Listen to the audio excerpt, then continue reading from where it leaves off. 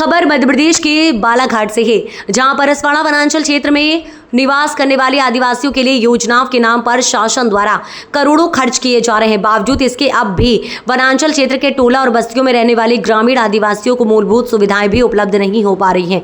वर्तमान समय में बालाघाट जिले में निवासरत आदिवासी सड़क, बिजली, पानी जैसी मूलभूत समस्याओं को लेकर परेशान है। ऐसे ही एक ज्वलंत मामला जिले के आदिवासी बाहुल्य क्षेत्र परसवाड़ा के अंतर्गत एक ग्राम पंचायत सीता डोंगरी के मदनपुर का सामने आया है, जहां पर निवास करने वाले आदिवासी आज भी सड़क, बिजली और पानी जैसी मूलभूत समस्याओं से जूझ रहे हैं। जनप्रतिनिधियों ने भी लुभाने वादे कर उनसे वोट तो हासिल कर लिए, परंतु उनकी समस्याओं पर अब तक किसी ने सुध तक नहीं ली है। परसवाड़ा के अंतर्गत वनांचल मदनपुर के समीप पड़ने वाले भुरभुरिया नाले पर आजादी के इतने सालों बाद भी ना ही पुल का निर्माण हो पाया और ना ही सड़क का ही निर्माण हो पाया। यहाँ के ग्रामीणों का कहना है कि शासन प्रशासन दोनों को इन्होंने इन समस्याओं से अवगत कराए, बावजूद इसके केवल इन गांवों का विकास कागजों तक सिमट कर रह गया है।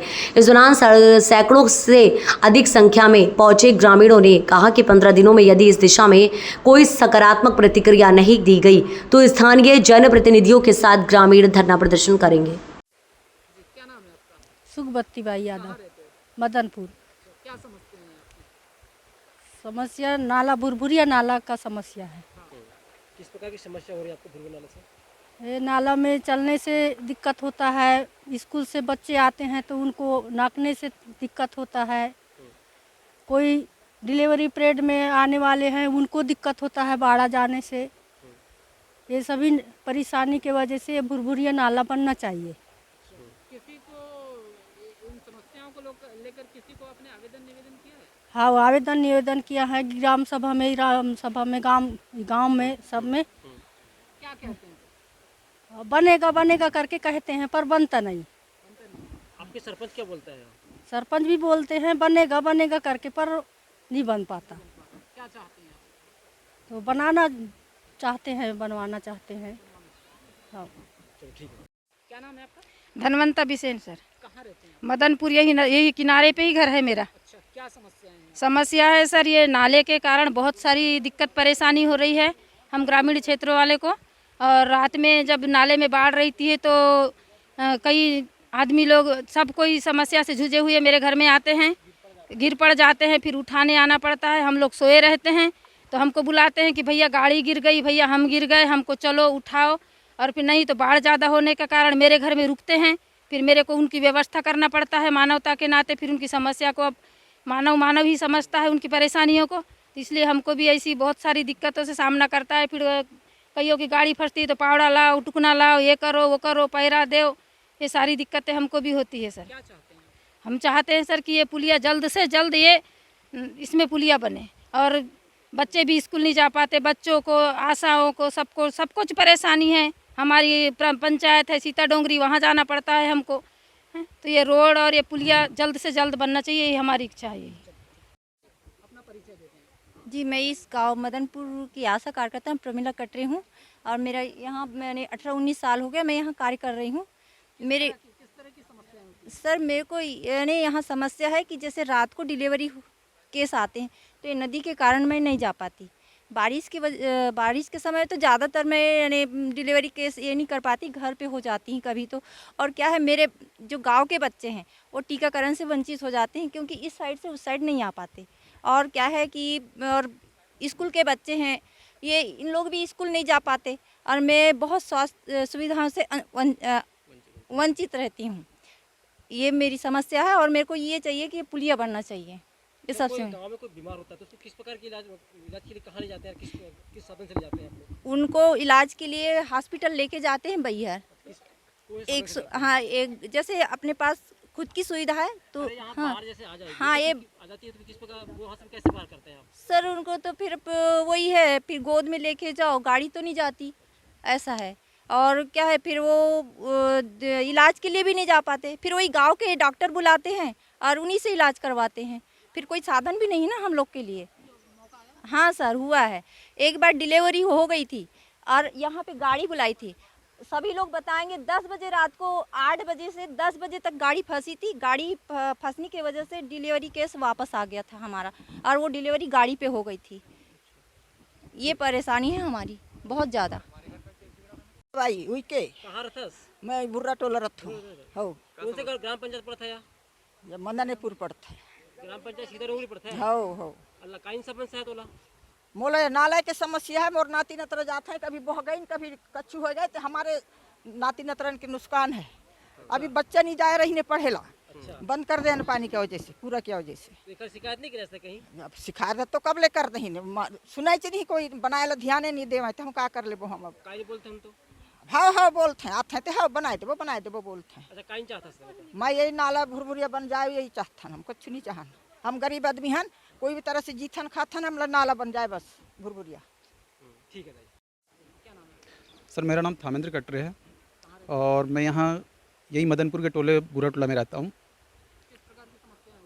समस्याएं तो सर ऐसा है, आप लोग आए हैं अभी, आपने भी देखी हैं, और जो मैं बता रहा हूँ तो सर जैसे ठंड हो गई और गर्मी हो गई, ये तो बहुत अच्छे से चल जाते हैं, हमारे ये दिन कट जाते हैं। लेकिन जो बारिश का जो समय आता है, ये हमारे लिए काला महीना होता है, काला सीजन होता है हमारे लिए, जब हमारे बच्चे स्कूल नहीं जा पाते हैं। मेरे बच्चे हफ्तों से स्कूल नहीं जाते हैं सर। वो एक बस आती है इधर से चक्रवर्ती स्कूल से, वो आके मदनपुर चौक में खड़ी रहती है, वो बस वहाँ खड़ी रहती है, यहाँ से हम लोग लेकर जाते हैं। जब यहाँ बाढ़ रहती है तो हम लोग बच्चे वापस ले जाते हैं, हम लोग यहाँ नहीं रखते हैं ये, या उधर बस में नहीं बैठालते हैं, वापस लेकर चले जाते हैं। तो हफ्तों से मेरे बच्चे स्कूल नहीं जाते हैं। और इसके बारे में हमने शासन प्रशासन सबको बोला है सर। कोई मंत्री जैसे मान लो विधायक आया या चुनाव का समय आया, तो उन लोगों के पास ये लॉलीपॉप है, उनके लिए ये नाला जो है और ये रोड है, लॉलीपॉप है सर। ये लॉलीपॉप हमको दिखाते हैं और अपना वोट बटोरते हैं, उसके बाद भूल जाते हैं हम लोगों को। ये लोग फिर हम लोगों को याद नहीं रखते हैं। ये अगले बार फिर आते हैं इसी लॉलीपॉप के साथ, फिर चुसाएंगे इन लोगों को और ये लोग हमको वोट देंगे। इनका ये बन चुका है सर। क्या चाहते हैं? मैं तो ये चाहता हूँ सर कि ये रोड बने, ये नाला बने।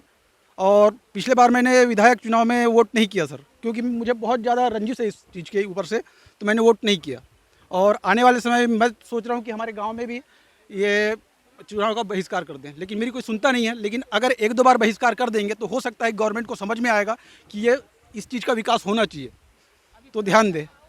अभी तो ये चाहता हूँ सर कि इसी सत्र में ये काम हो जाए। नहीं होगा तो क्या करेंगे? सर यहाँ धरना देंगे सर।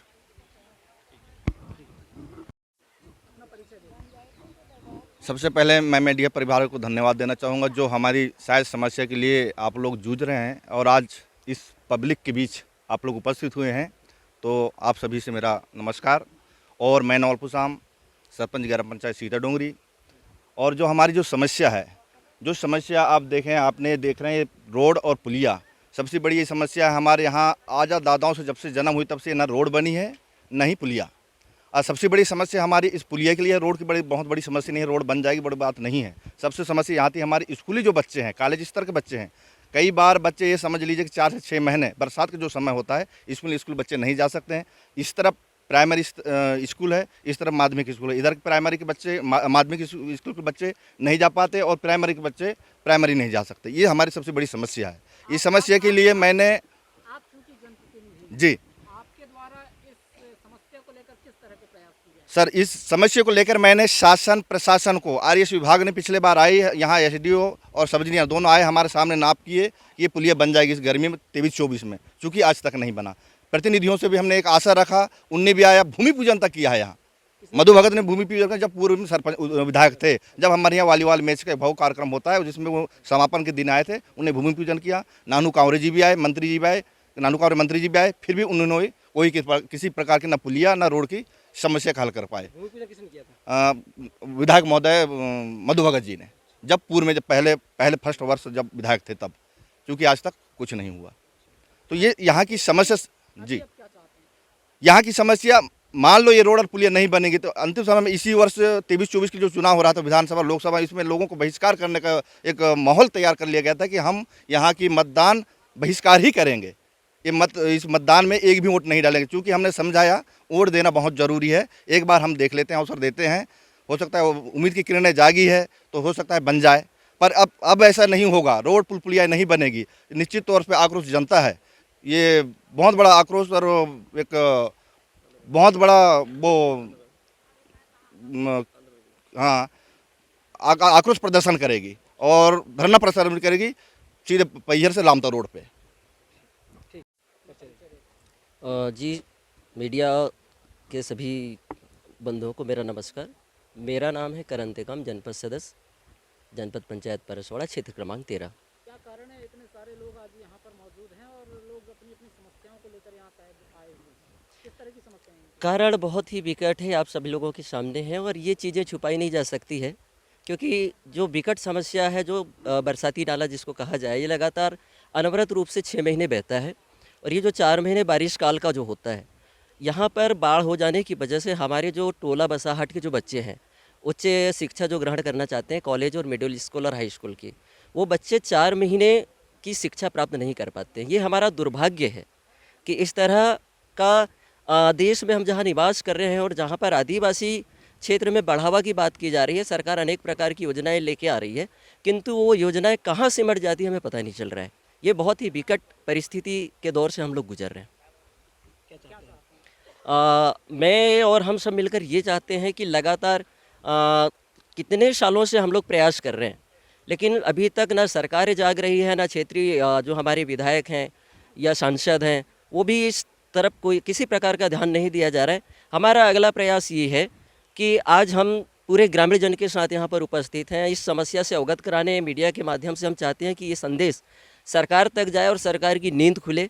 अगर सरकार इसके बावजूद भी नहीं जागेगी तो मेरा प्रयास रहेगा, सरपंच साहब रहेंगे, सारे ग्रामीणों के साथ, मैं 15 दिन के अंदर अगर प्रशासन के द्वारा कोई रणनीति या कदम नहीं उठाया जाता है तो मैं यही टेंट लगा के सारे ग्रामीणों के साथ यहीं पर धरना प्रदर्शन करेंगे।